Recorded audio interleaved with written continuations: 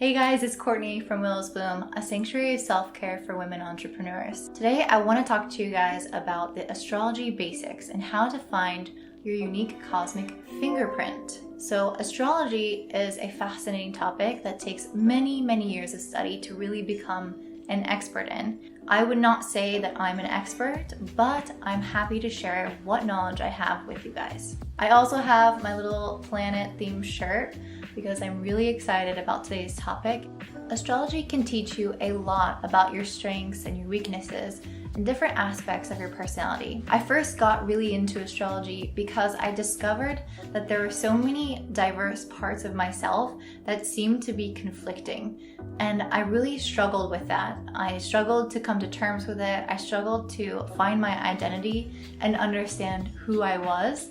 And then once I found astrology and I began to see how all the pieces fit together, I felt such a sense of relief because it made sense that there were different aspects of myself that seemed somewhat contradictory, but both were true. So I hope to give you guys that tool or that skill after today's little mini course. And of course, there's so much more information to learn besides this. I'm really giving you a very brief summary, but I hope that it's at least an introduction that will get you excited if you don't have previous astrology experience. So the three main things to look for in astrology are your sun, your moon, and your rising sign. If you click on any video on YouTube for the basics of astrology, that's what it's going to say. So your sun sign is essentially where the sun was when you were born. And this is what everyone knows about one another and about themselves. For example, I was born in June, I'm a Gemini, and my boyfriend was born in September and he's a Virgo.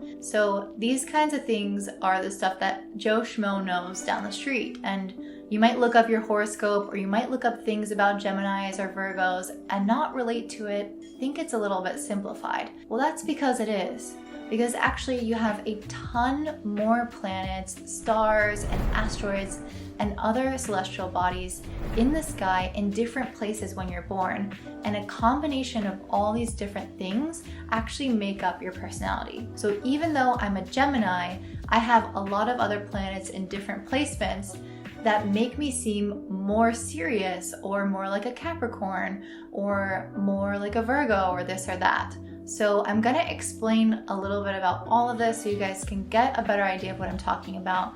But I just want you to know that right now, what you know about your astrology, your sun sign, is really limited and there's so much more you can find out about yourself. So the first thing I want you guys to do is I want you to use the link below and click on the little natal chart thing, and that's going to pop up a window where you're going to input your birth information. Now, it's really important that you put in your correct birth time, birth date, and birthplace. And it really has to be down to the minute. So you can't just round, it has to be that birth time. So call your mom, look at your birth certificate, or somehow find that, and then put it into this website. Then after that, you'll get all the information that I'm going to be talking about now. So you're going to get where the planets are placed in what houses and what signs, and you can input all this information together, like ingredients in a recipe, and then try to understand what the final meal will be. And of course, it's going to be a little bit challenging if this is your very first experience with astrology,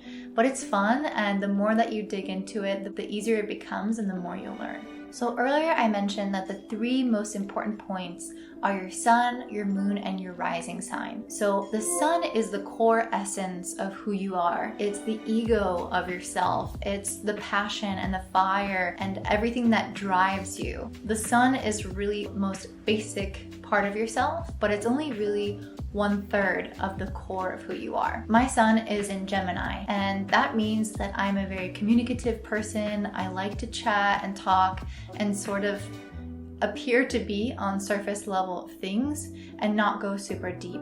If I were a Pisces, I would be someone that likes to go super deep. However, I don't actually hold that characteristic of a Gemini because I'm also a Capricorn moon. And the moon sign is our emotional side. So it's the inner landscape that we have. So as a Capricorn, I'm quite serious, but I do get down to business. I do get deep and emotional. So this side of myself kind of mingles with the lighthearted Gemini side of myself to make a more complex personality. So if you look on this calculator that I just told you about, you can find what sign your moon is in. So if you have a Pisces moon, maybe you'll be much more of an emotional person. If you have a Cancer moon, you'll probably also be emotional, moody, but very nurturing. If you have a Virgo moon, then you're probably going to really thrive when there's order in life. So I want you guys to look in the description box below. I've pasted a general theme for each zodiac sign, and then you can find your moon sign and match it up with whichever one it is and read the description. And then if you think about that in the terms of your inner emotional landscape, then you'll have an idea of that side of yourself. The other most important side of yourself is your rising sign. And your rising sign is actually a calculated point. It's not a celestial body. And it's where the sun was rising over the east when you were born. My rising sign is in Virgo. Your rising sign is always going to be in the very first house. And I'll explain what houses are in just a minute. So your rising sign, and mine being in Virgo, really describes how I am outwardly as a person. So my sun sign is like my core, my essence, my ego, my fire, my passion, my drive. My moon sign is my inner emotional landscape, what makes me feel safe, secured, nurtured. And then my rising sign is what the outward world sees me as. So these are skills and things that I've developed, talents, since an early age, or if you believe in past lives, and then I brought them over into this life. So your rising sign are sort of these characteristics that you've developed from another sign, but they're not inherently in you. They're something that you've kind of acquired over time. And people oftentimes will mistake you for your rising sign, or you can even physically look more like someone with that rising sign. Astrologers tend to say that people will resemble certain characteristics of different zodiac signs, and they say they typically resemble the characteristics of their rising sign. Okay, so now we've discovered what your main three elements are: your sun, your moon, and your rising sign, and what those mean for you and which zodiac sign they're in. So that's really great, but that's only the very, very basics. Now let's add another layer to this onion. So let's add the houses into this. So first, let me explain what the houses are. What we're just looking at actually is called your natal chart, like where we're finding out your sun, your moon, your rising, all that is called your natal chart or your birth chart. And it's basically a picture of the sky when you were born. So if we're going to take that metaphor to talk about houses, then we can actually imagine that if we took a picture of the sky right now, we would divide it, let's say it's a circle, this picture is a circle, we would divide it into little pieces of pie, and each piece of pie is called a house. And these houses were discovered by astrologers many, many, many, many years ago. And the reason why they're divided into pies and called houses is because as the planets used to move through these different regions of the sky, astrologers would notice that there were different events and themes and energies occurring on Earth that seemed to correlate between the movement of the planets in the sky and the energy and events happening on Earth. Astrologers will always say, as above, so below. And so what that means is as the planets are moving and changing energies, we're sort of mirroring this in a way. We're not necessarily saying that the planets themselves are having a gravitational pull and somehow affecting us, but we're just saying that there are universal energies at play that we are subject to, just like the planets are subject to. So just like we go through seasons, the planets go through cycles, and this is sort of the same energy that astrology works with. So as the planets move from one piece of pie to another, we're dealing with different themes of life.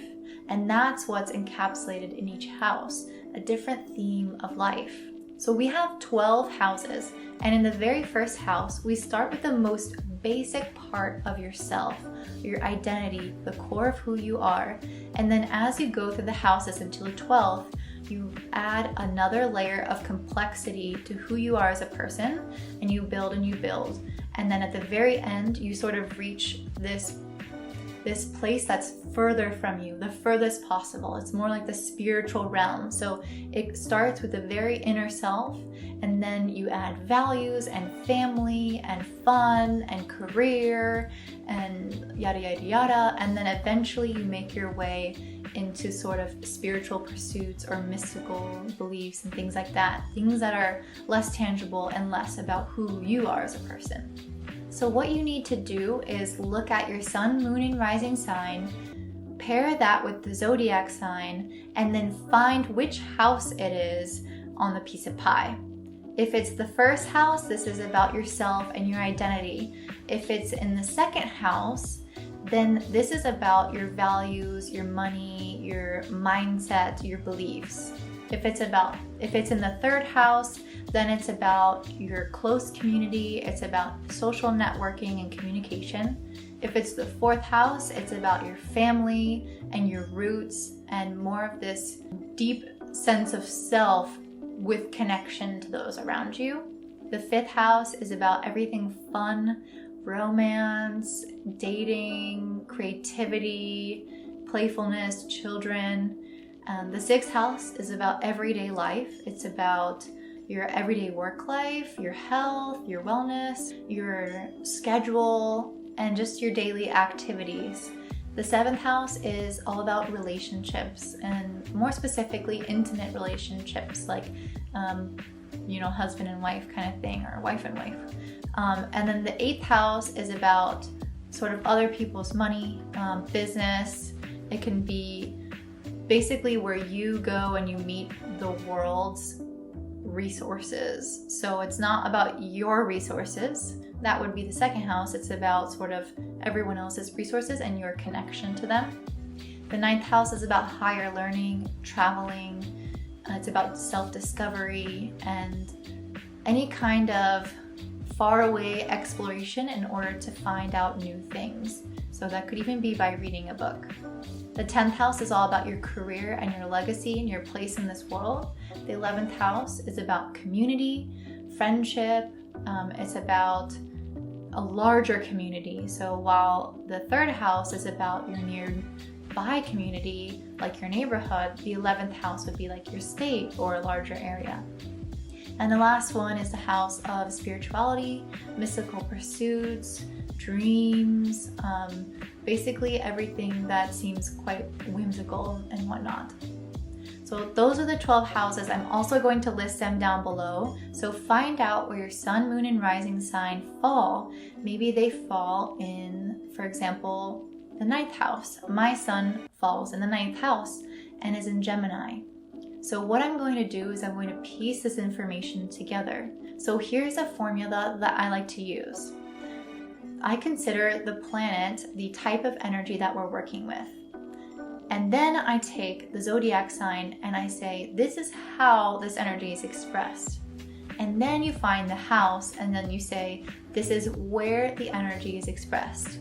So my sun sign is in the 9th house in Gemini. That means a core of who I am is all about teaching, learning, communicating, traveling far distances. So maybe I like to really express myself best and live in my fullest potential when I'm learning and teaching, and also traveling the world to find out this knowledge and then bring it to other people. So you guys can do this with your sun, moon, and rising sign as well. If you guys want even more planets, then you can find that on my blog post on willowsbloom.com. And I'm also going to have a great cheat sheet for you guys that you can download using the link below. All you have to do is sign up to our freebies vault, which is free, of course, and then you guys can have access to all of this information. I really hope that this was helpful for you guys. If so, like, comment, and subscribe. And don't forget to hit that notification bell because that's how you guys will stay in touch with me. I hope you guys have a really, really beautiful day. Bye.